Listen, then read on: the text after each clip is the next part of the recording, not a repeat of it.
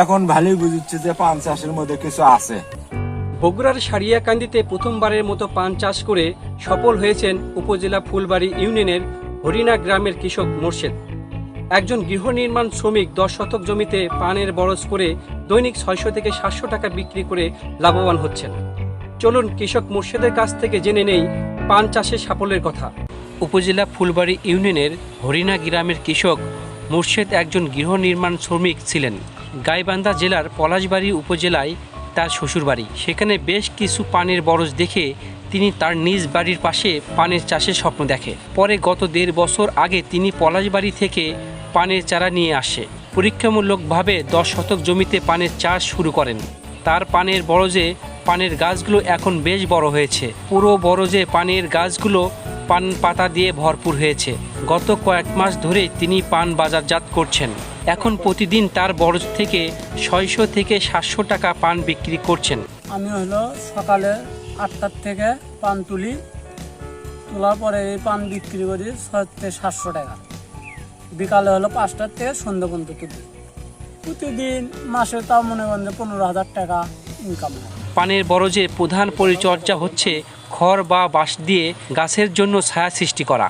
এরে আমি সারা দেশ না বেড়াই, তো হাতুর বেড়ে না কাজ করি, কাঠ মিস্ত্রি।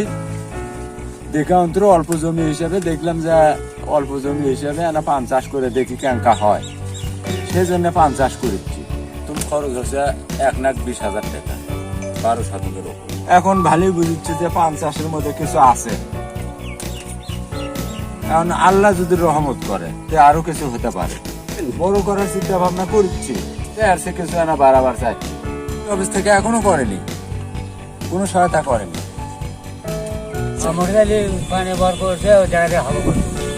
এ বিষয়ে সারিয়াকান্দি উপজেলা কৃষি অফিসার মোহাম্মদ আলী জিন্না বলেন, আমাদের সারিয়াকান্দি উপজেলার ফুলবাড়িয়া ইউনিয়নের হরিণা গ্রামে কৃষক গোলাম মোর্শেদ পরীক্ষামূলকভাবে 12 শতক জমিতে পান চাষ শুরু করেছে। পান থেকে সে প্রতিদিন 700 টাকা আয় করছে। এই পান আমাদের সারিয়াকান্দিতে তিনিই প্রথম চাষাবাদ করছেন এবং পান একটি উচ্চমূল্যর লাভজনক ফসল। আমরা কৃষি অফিস এর বিভিন্ন কারিগরি সহায়তা এবং কোনো যদি প্রদর্শনী আসে তাহলে আমরা কৃষক গোলাম মোর্শেদকে আমরা দিব। ধন্যবাদ।